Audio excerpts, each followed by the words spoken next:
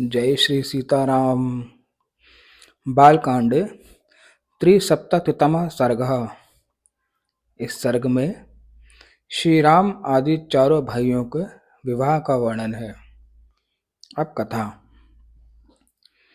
राजा दशरथ ने जिस दिन अपने पुत्रों के विवाह के निमित्त उत्तम गोदान किया, उसी दिन भरत के सगे मामा कैकेयी राजकुमार वीर युधाजित वहां आ पहुंचे। उन्होंने महाराज का दर्शन करके कुशल मंगल पूछा और इस प्रकार कहा। रघुनंदन, कैकेयी देश के महाराज ने बड़े स्नेह के साथ आपका कुशल समाचार पूछा है और आप भी हमारे यहाँ के जिन जिन लोगों के कुशल वार्ता जानना चाहते होंगे, वे सब इस समय स्वस्थ और सानंद हैं। राजेंद्र, कैकेयी नरेश मेरे भांजे भरत को देखना चाहते हैं, अतः इन्हें लेने के लिए ही मैं अयोध्या आया था। परंतु पृथ्वीनाथ, अयोध्या में यह सुनकर कि आपके सभी पुत्र विवाह के लिए आपके साथ मिथिला पधारे हैं, मैं तुरंत यहाँ चला आया, क्योंकि मेरे मन में अपनी बहन के बेटे को देखने की बड़ी लालसा थी। महाराज दशरथ ने अपने प्रिय अतिथि को उपस्थित देखकर बड़े सत्कार के साथ उनकी आवभगत की, क्योंकि वे सम्मान पाने के योग्य थे। तदंतर अपने महामनस्वी पुत्रों के साथ वह रात व्यतीत करके वे तत्तज्ञ नरेश प्रातःकाल उठे और नित्य कर्म करके ऋषियों को आगे किए जनक की यज्ञशाला में जा पहुंचे।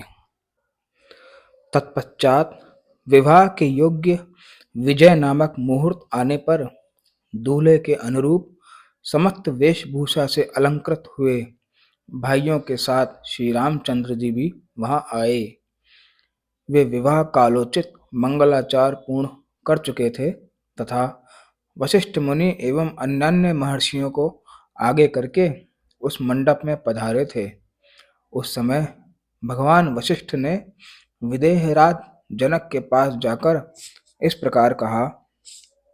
राजन, नरेशों में श्रेष्ठ महाराज दशरथ अपने पुत्रों का वैवाहिक सूत्र बंधन रूप मंगलाचार संपन्न करके उन सब के साथ पधारे हैं और भीतर आने के लिए दाता के आदेश की प्रतीक्षा कर रहे हैं, क्योंकि दाता और प्रतिग्रहीता यानी दान ग्रहण करने वाले का संयोग होने पर ही समस्त दान धर्मों का संपादन संभव होता है।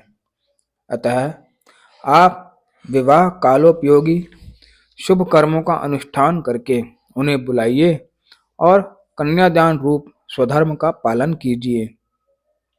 महात्मा वशिष्ठ के ऐसा कहने पर परम उदार, परम धर्मज्ञ और महातेजस्वी राजा जनक ने इस प्रकार उत्तर दिया।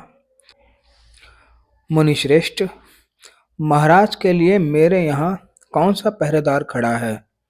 वे किसके आदेश की प्रतीक्षा करते हैं? अपने घर में आने के लिए कैसा सोच विचार है? जैसे यह मेरा राज्य है, वैसा ही आपका भी है। मेरी कन्याओं का वैवाहिक सूत्र बंधन रूप मंगल कृत्य संपन्न हो चुका है। अब वे यज्ञ वेदी के पास आकर बैठी हैं और अग्नि की प्रज्वलित शिखाओं के समान प्रकाशित हो रही हैं। इस समय तो मैं आपकी ही प्रतीक्षा में वेदी पर बैठा हूँ। आप निर्विघ्नता पूर्वक सब कार्य पूर्ण कर लीजिए। विलंब किसी लिए करते हैं? वशिष्ठ जी के मुख से राजा जनक की कही हुई बात सुनकर महाराज दशरथ उस समय अपने पुत्रों और संपूर्ण महर्षियों को महल के भीतर ले आए। तदंतर विदेहराज ने वशिष्ठ जी से इस प्रकार कहा। धर्मात्मा महर्षि, प्रभो, आप ऋषियों को साथ लेकर लोकाभिराम श्री राम के विवाह की संपूर्ण क्रिया कराइए।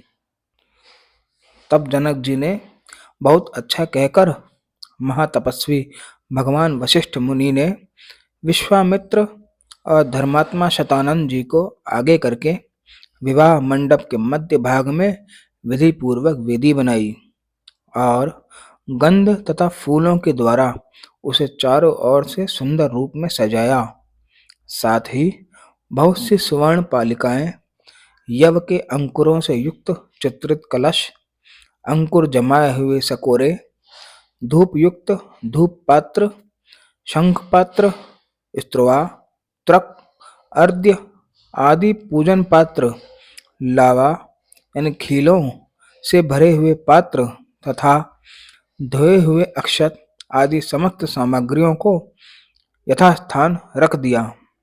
तत्पश्चात महातेजस्वी मुनिवर वशिष्ठ जी ने बराबर बराबर कुशों को वेदी के चारों ओर बिछाकर मंत्रोच्चारण करते हुए विधि पूर्वक अग्नि स्थापन किया और विधि को प्रधानता देते हुए मंत्र पाठ पूर्वक प्रज्वलित अग्नि में हवन किया। तदंतर राजा जनक ने सब प्रकार के आभूषणों से विभूषित सीता को ले आकर अग्नि के समक्ष श्री रामचंद्र जी के सामने बिठा दिया और माता कौशल्या का आनंद बढ़ाने वाले उन श्री राम से कहा, रघुनंदन, तुम्हारा कल्याण हो। यह मेरी पुत्री सीता तुम्हारी सहधर्मणी के रूप में उपस्थित है। इसे स्वीकार करो और इसका हाथ अपने हाथों में लो। यह परम पतिव्रता, महान सौभाग्यवती और छाया की भांति सदा तुम्हारे पीछे चलने वाली होगी। यह कहकर राजा ने श्री राम के हाथों में मंत्र से पवित्र हुआ संकल्प का जल छोड़ दिया। उस समय देवता और ऋषियों के मुख से जनक के लिए साधुवाद सुनाई देने लगा। देवताओं के नगाड़े बजने लगे और आकाश से फूलों की बड़ी भारी वर्षा हुई। इस प्रकार मंत्र और संकल्प के जल के साथ अपनी पुत्री सीता का दान करके हर्षमग्न हुए राजा जनक ने लक्ष्मण से कहा, लक्ष्मण, तुम्हारा कल्याण हो। आओ, मैं उर्मिला को तुम्हारी सेवा में दे रहा हूँ। इसे स्वीकार करो। इसका हाथ अपने हाथों में लो। इसमें विलंब नहीं होना चाहिए। लक्ष्मण से ऐसा कहकर जनक ने भरत से कहा, रघुनंदन, मांडवी का हाथ अपने हाथों में लो। फिर धर्मात्मा मिथिलेश ने शत्रुघ्न को संबोधित करते हुए कहा, महाभाहो, तुम अपने हाथ से श्रुत कीर्ति का पानी ग्रहण करो। तुम चारों भाई शांत स्वभाव हो। तुम सब में उत्तम व्रत का भली भांति आचरण किया है। कुकुस्त कुल के भूषण रूप तुम चारों भाई पत्नी से संयुक्त हो जाओ। इस कार्य में विलंब नहीं होना चाहिए। राजा जनक का यह वचन सुनकर उन चारों राजकुमारों ने चारों राजकुमारियों के हाथ अपने हाथों में लिए और फिर वशिष्ठ जी की सम्मति से उन रघुकुल रत्न महामनस्वी राजकुमारों ने अपनी अपनी पत्नी के साथ अग्नि, वेदी, राजा दशरथ तथा ऋषि मुनियों की परिक्रमा की और वेदोक्त विधि के अनुसार वैवाहिक कार्य पूर्ण किया। उस समय आकाश से फूलों की बड़ी भारी वर्षा हुई जो सुहावनी लगती थी। दिव्य दुदुम्बियों सी गंभीर ध्वनि, दिव्य गीतों के मनोहर शब्द और दिव्य वाद्यों के मधुर घोष के साथ झुंड की झुंड अप्सराएं नृत्य करती हुई और गंधर्व मधुर गीत गाने लगे। उन रघुवंश शिरोमणि राजकुमारों के विवाह में यह अद्भुत दृश्य दिखाई दिया। शहनाई आदि बाजों के मधुर घोष से गूंजते हुए उस वर्तमान विवाह उत्सव में उन महातेजस्वी राजकुमारों ने अग्नि की 3 बार परिक्रमा करके पत्नियों को स्वीकार करते हुए विवाह कर्म संपन्न किया। तदंतर रघुकुल को आनंद प्रदान करने वाले वे चारों भाई अपनी पत्नियों के साथ जनवासे में चले गए। राजा दशरथ भी ऋषियों और बंधु बांधवों के साथ अपने पुत्रों और पुत्र वधुओं को देखते हुए उनके पीछे पीछे गए। इस प्रकार श्री वाल्मीकि निर्मित आर्ष रामायण आदि काव्य के बालकांड में 73वां सर्ग पूरा हुआ। धन्यवाद।